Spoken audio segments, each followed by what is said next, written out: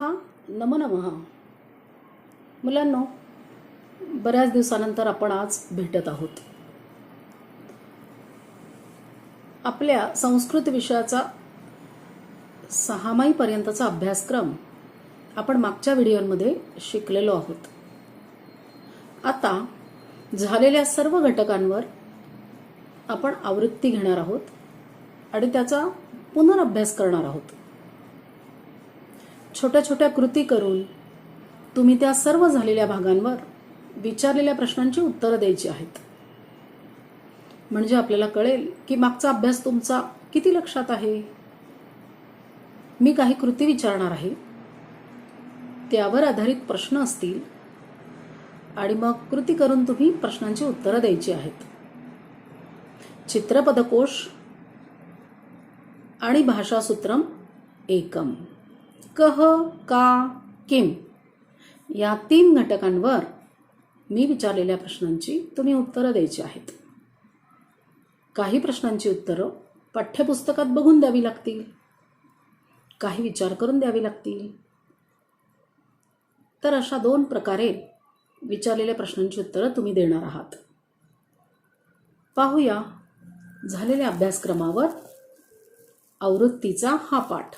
मुलांनो, चित्रपदकोश हे आपल्या पाठ्यपुस्तकातील आमोदमध्ये पान नंबर 1 वर आहे आणि आनंद या पुस्तकावर पान नंबर 2 वर छापलेले आहेत. चित्रपदकोशातील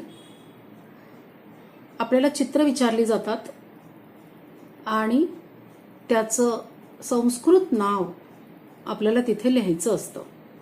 म्हणजेच दिलेलं चित्र ओळखायचं असतं आणि संस्कृतमध्ये लेखन करायचं असतं. त्या चित्राचं नाव संस्कृतमध्ये लिहायचं असतं. या प्रत्येक चित्राला 1 गुण असतो. म्हणजे तुम्ही बरोबर लेखन केलं, ह्रस्व, दीर्घ, हलंत्य, अनुस्वार, अनुनासिक व्यवस्थित लिहिली की त्याला एका चित्राला 1 गुण आपल्याला प्राप्त होतो.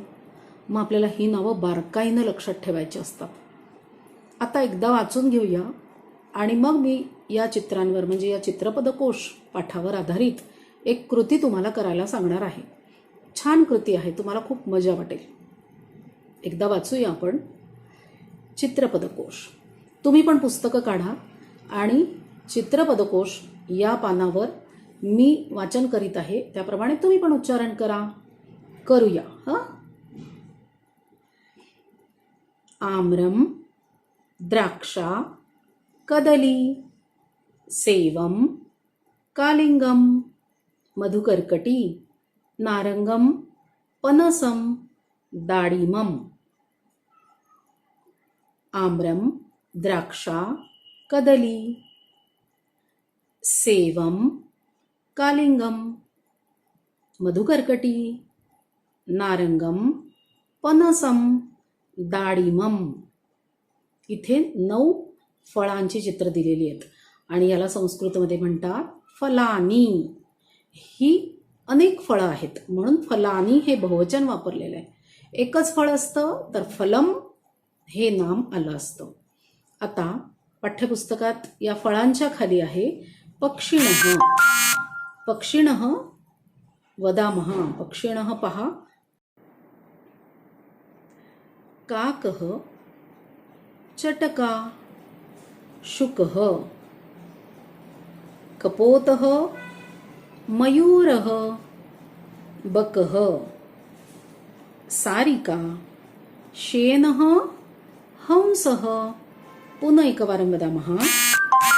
काकः, चटका, शुकः, कपोतः, मयूरः, बकः, सारिका, शेनः, हंसः. आता आपण पुढच्या पानावर पाहूया. पाठ्यपुस्तकातील पुढचं पान आनंद आणि आमोद. वन्यपशवः सिंहः, भल्लुकः, शशः, गजः, वृकः, व्याघ्रः. पुनः एकवारं. सिंहः, भल्लुकः, शशः, गजः, वृकः व्याघ्रः. तुम्ही माझ्याबरोबर म्हटलात ना ही नावं. आता पुढे जाऊया. मम लेखन वस्तूनी. आपल्या दप्तरातल्या वस्तू या लिहिण्यासाठी कामाच्या असतात, मग त्यांना लेखन वस्तूनी असं म्हणतात. मम लेखन वस्तूनी मापिका, पुनःपूर्णी, लेखन पुस्तिका, मार्जकः, लेखनी, स्यूतः. पुन्हा एकवारं. मापिका, पुनःपूर्णी, लेखन पुस्तिका, मार्जकः, लेखनी, स्यूतः.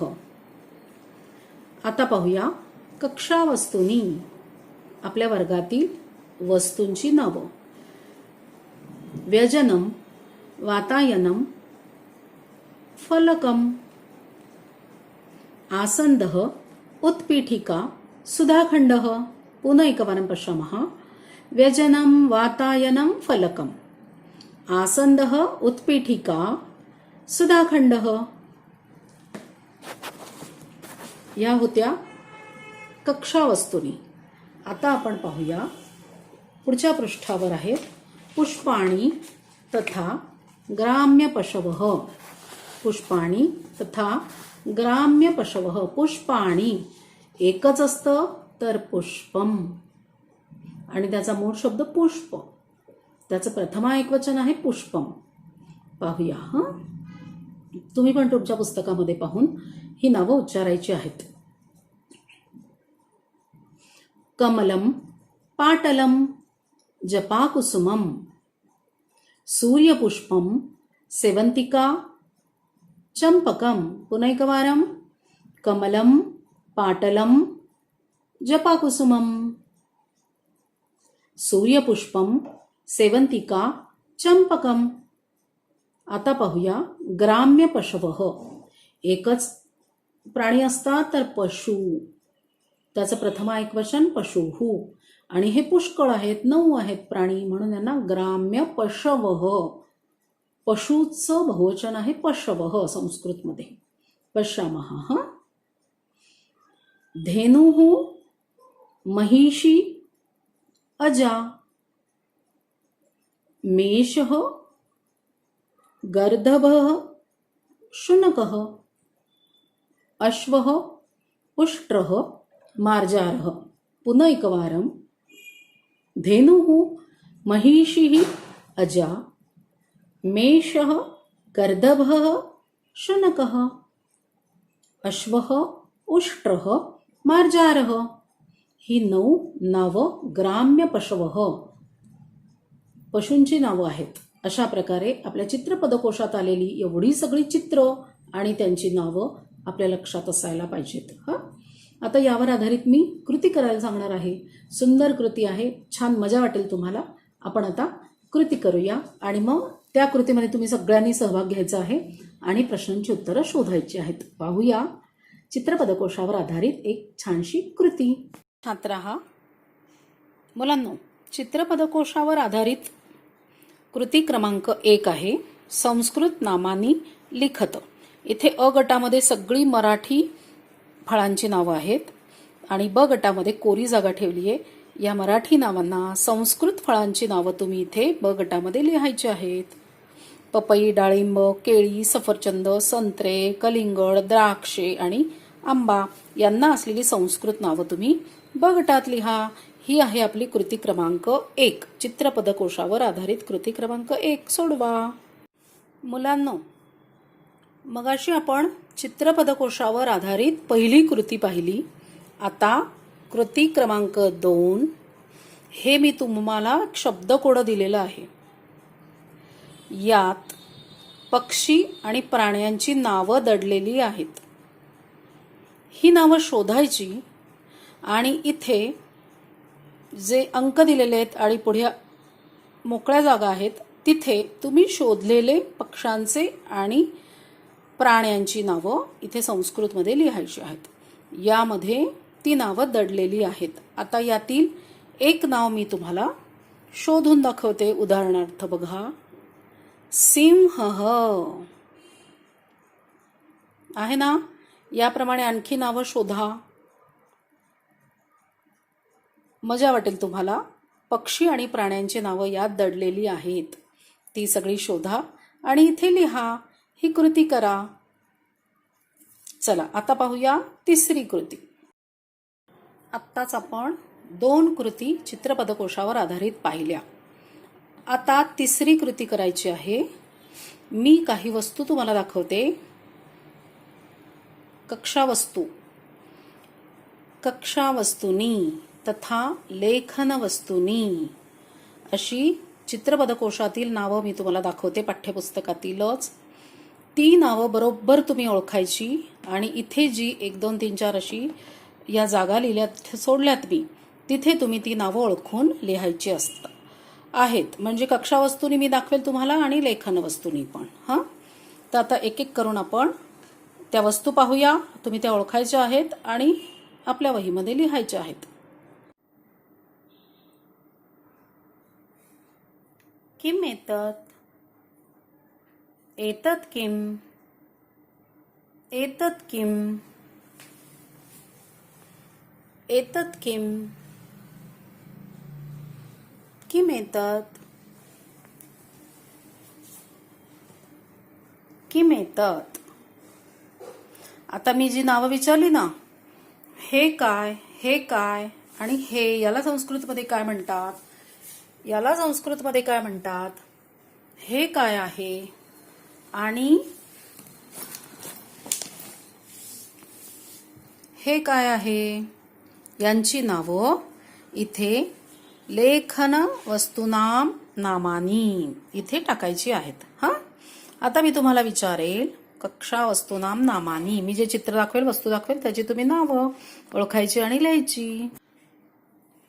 हे काय, याचे नाव सांगा.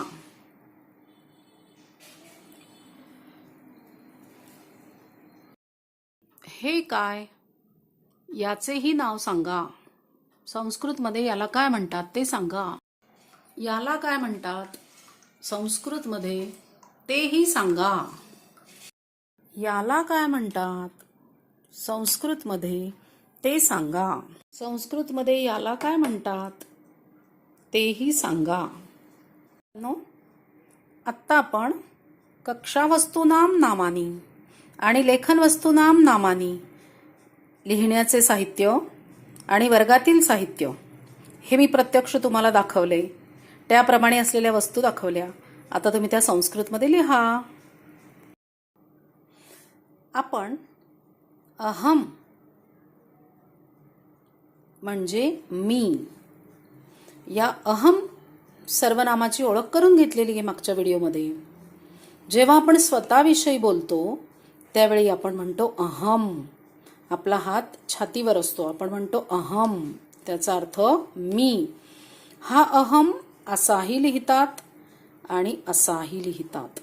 ज्या वेळेला या अहमच्या हच्या पुढे जर व्यंजनं लिहिलेली असतील तर तो अनुस्वार वर देतात. उदाहरणार्थ क ख ग घ अशी व्यंजन असतील तर अनुस्वार वर जातो.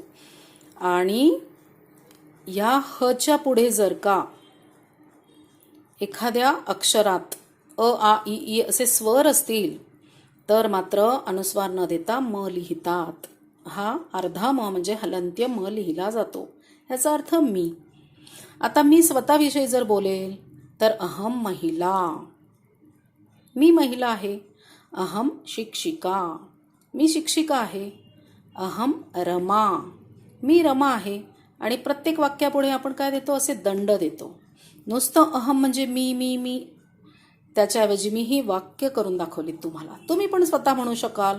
तुम्ही जर मुलगा असाल, म्हणजे तुम्ही जर 8वीतला बॉय असाल, बॉईज असाल, तर तुम्ही त्यातला प्रत्येक मुलगा काय म्हणेल, अहम बालकः.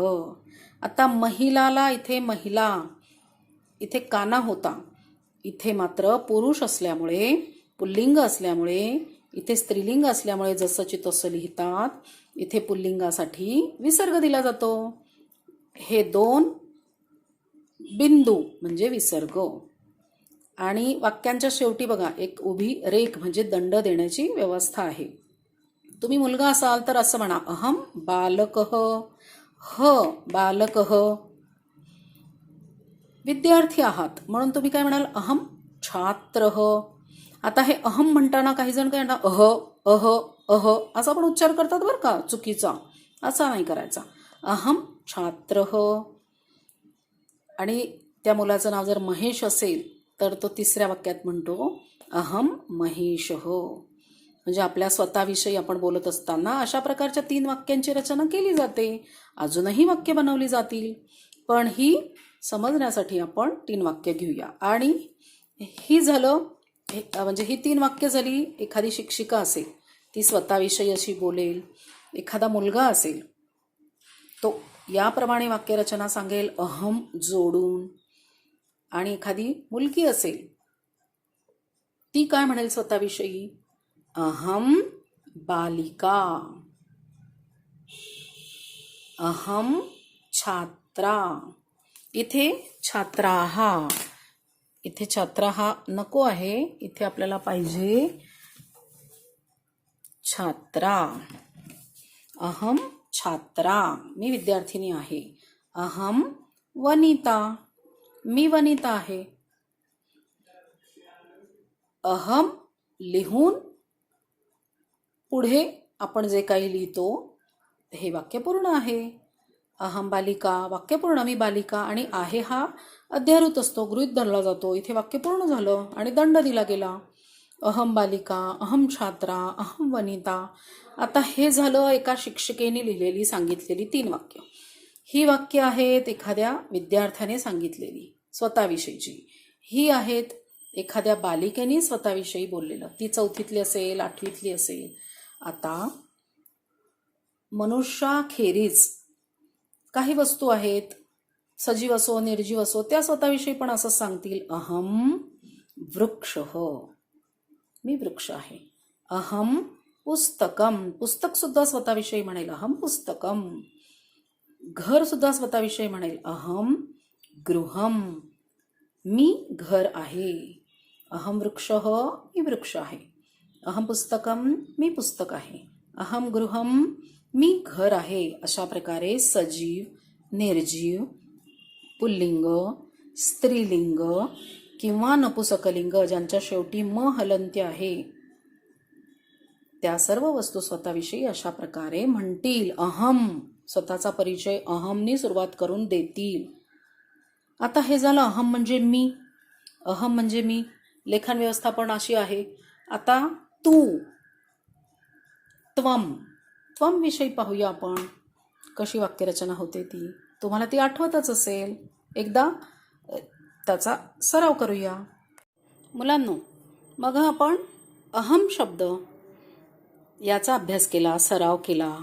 अहम या सर्वनामापासूनची वाक्य कशी बनतात ते पाहिलं.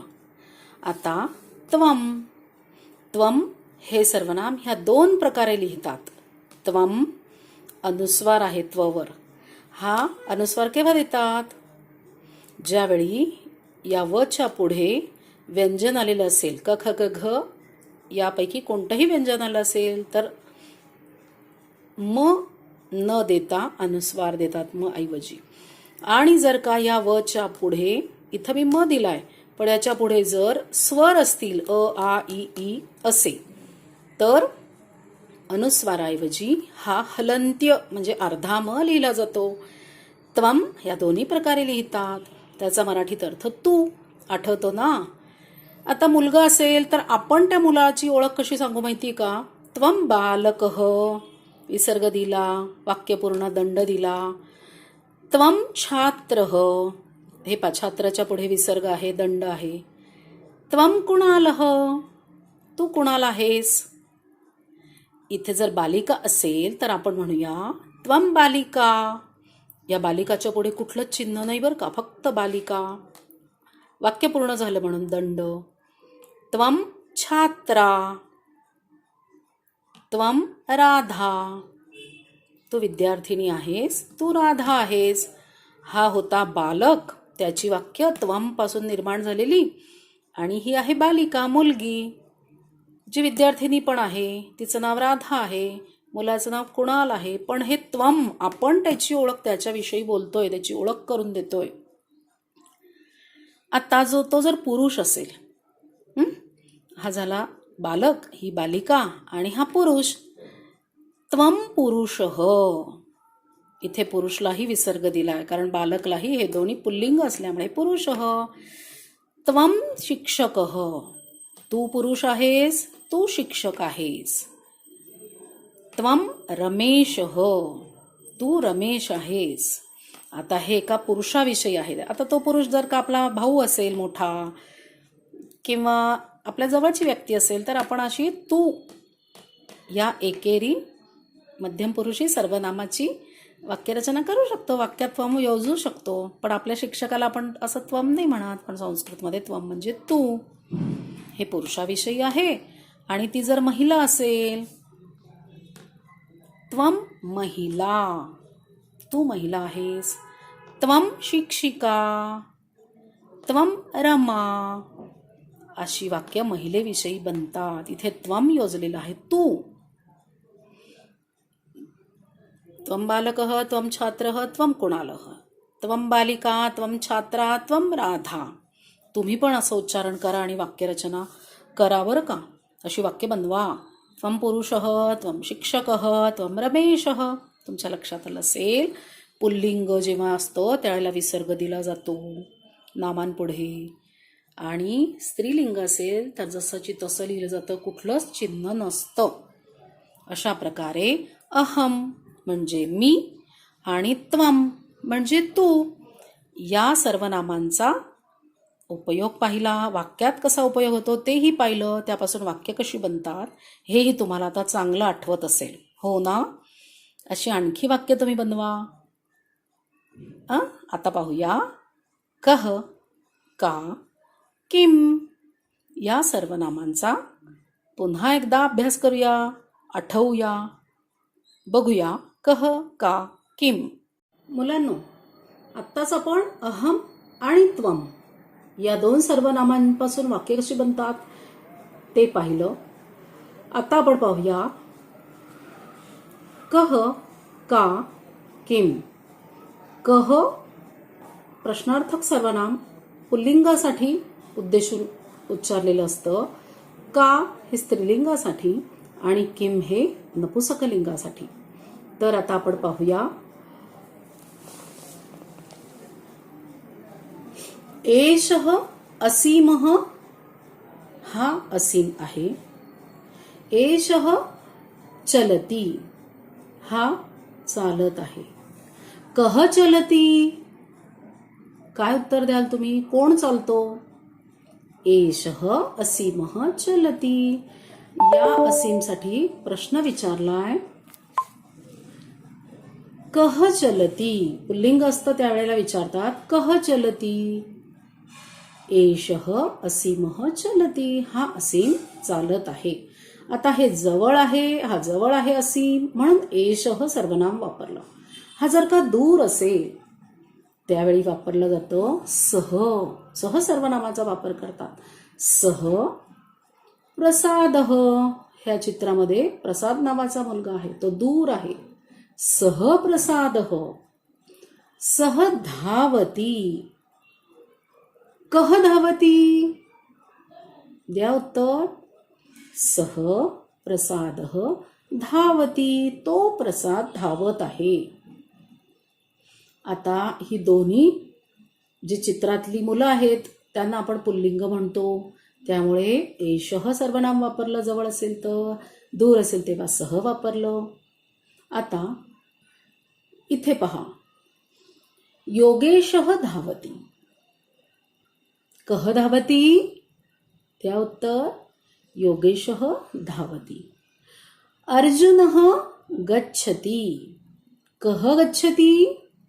अर्जुनः गच्छति. मेघः वर्षति. कह वर्षति? मेघः वर्षति.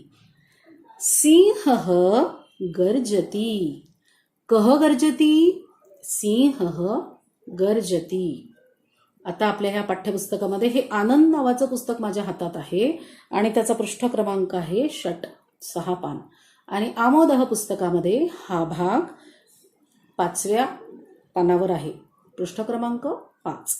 आता इथे 2 चौकटींमध्ये एका चौकटीमध्ये दिले आहेत नाम आणि शेजारच्या चौकटीमध्ये दिली आहेत क्रिया. आपण यांच्या जोड्या जुळवायच्या आहे. मेलनम कुरुत अशा जोड्या जुळवल्या की अशी अर्थपूर्ण वाक्य बनतील. ती तुम्ही बनवा आणि आपल्या वहीत लिहा. उदाहरणार्थ छात्र मग शेजारच्या या चौकटीतला कोणती क्रिया घ्याल तुम्ही? छात्र पठती. गिरीश गच्छती चालेल ना? सिंहासाठी काय येईल पहा तुम्ही. गच्छती चालेल, आगच्छती चालेल, पठती लिखती चालेल का? सिंह लिहितो का, वाचतो का? नाही, गच्छती आगच्छती चालेल. याप्रमाणे इतरही इथली नामं घ्या. मयूरः, काकः, गजः, मूषकः, शुनकः, शुकः, शिक्षकः, बालकः, अश्वः, मर्कटः आणि इकडच्या क्रिया घेऊन छोटी छोटी वाक्य याप्रमाणे बनवा. ही आता कृती आहे बरं का आपल्यासाठी. ती तुम्हाला करावीच लागेल. या नाम आणि सर्वनामांपासून छोटी छोटी वाक्य बनवा. हा जो भाग होता तो पुल्लिंगावर आधारित होता आणि या भागावरती प्रश्न होते कह. पुल्लिंगाला प्रश्न विचारला जातो कह, कोण. आता यावर भाषा अभ्यास दिलेला आहे. इथे काही चित्र दिली आहेत. चित्रम दृष्ट्वा वाक्यम लिखत. परीक्षेला साधारणपणे असे 2 कॉलम दिले जातील. अशी वाक्यरचना तुम्हाला करावी लागेल अर्थपूर्ण. चित्रम दृष्ट्वा वाक्यम लिखत. इथे पहिलं चित्र आहे. नीट बारकाईने बघा पुस्तकात. मुलगा लिहितोय. काय येईल वाक्य? छात्रः लिखती किंवा बालकः लिखती. अशी बाकीची वाक्य बनवू शकाल का पहा बरं. उंदराचं चित्र आहे. उंदीरला संस्कृतमध्ये काय म्हणतात? मूषकः. मग तो मूषक काय करतो? खादती. मूषकः खादती. अग्रे पुढे बघा. हत्तीला काय म्हणतात संस्कृतमध्ये? गजः. गजः काय करतोय? धावती. न चलती. गजः चलती. हे चित्र शेवटचं माकडाचं चित्र आहे. काय करतोय? उड्या मारतोय. माकडाला काय म्हणतात? मर्कटः. तो काय करतोय? उड्या मारतोय. मर्कटः उत्पतती. उड्या मारीत आहे. ठीक आहे. हा भाषा अभ्यास म्हणजे ही कृतीच आहे. ही उत्तरं जर तुम्हाला आली असतील तर तुम्ही ती वहीत लिहायची आहे. म्हणजे आपला इथपर्यंतचा पुल्लिंगाचा सराव झाला. कह.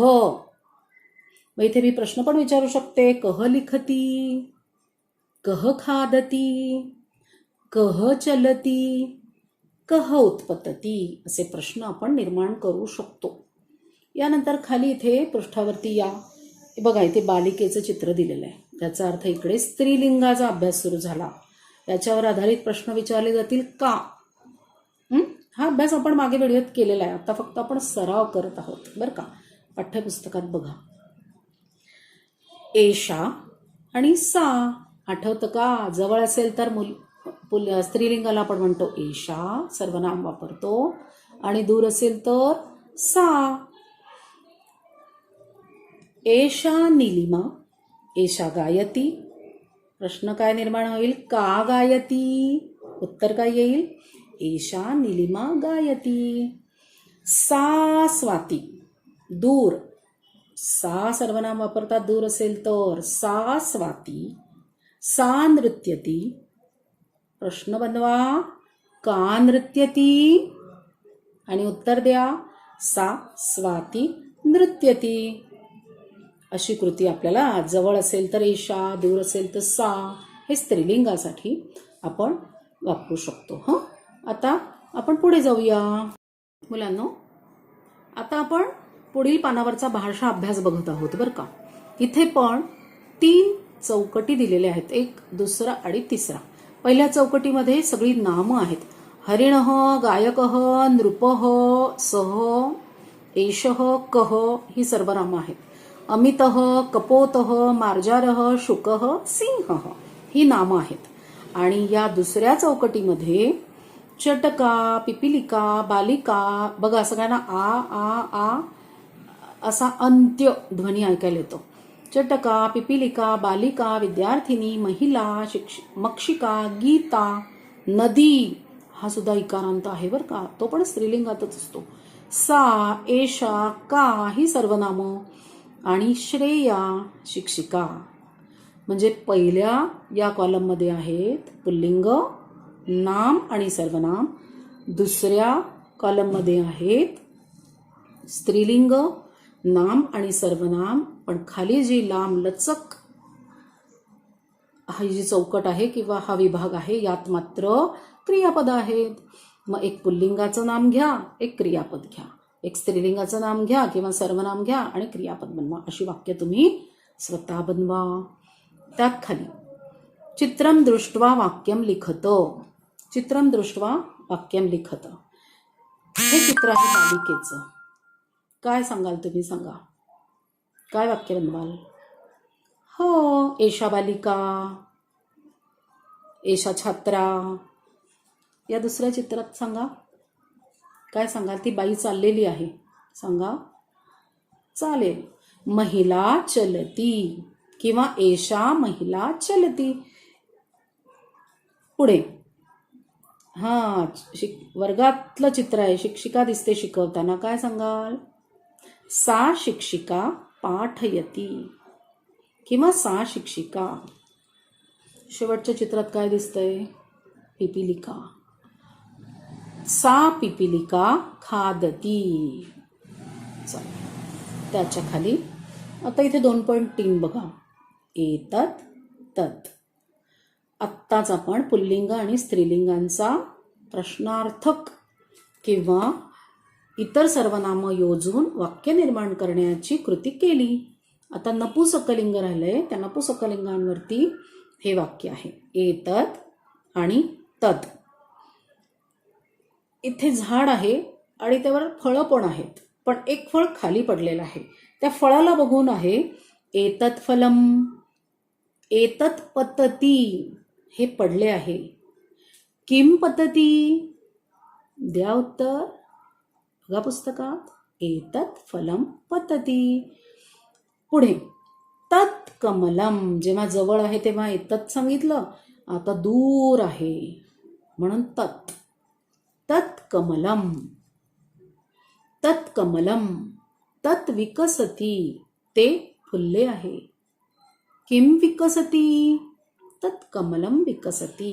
ते कमळ फुलले आहे, उमलले आहे. तत्. एतत जर जवळ असेल नपुसकलिंगी घटक तर एतत. नपुसकलिंगी दूर असेल तर तत्. आणि प्रश्न विचारलाय किम पद्धती, किम विकसती. आता खाली कृती दिली आहे, तुम्हाला करायची आहे ती. क्रियापदम योजयित्वा छात्राः वाक्यानि वदन्ति. व्यजनम. सांगा, क्रिया काय चालू आहे? व्यजनम भ्रमती. अपत्यम हसती. जलम वहती.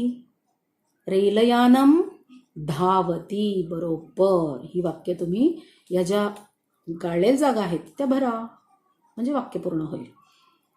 आता यावरचा आधारित भाषा अभ्यास पण आहे बरं का. आपण पाहूया आता भाषा अभ्यास. इथे भाषा अभ्यास दिलेला आहे. आनंद पाठ्यपुस्तकात पहा, अमोद या पुस्तकात पहा. भाषा अभ्यास. इथे पुन्हा कोष्टक दिली आहेत. योग्य स्तंभेषु शब्दान लिखत. पहिल्या कोष्टकात शब्दाः चंद्रः, लता, पत्रम, दुग्धम, पादरक्षा, अश्वः, विमानम, शाटिका, वृद्धः, पेटिका, गृहम.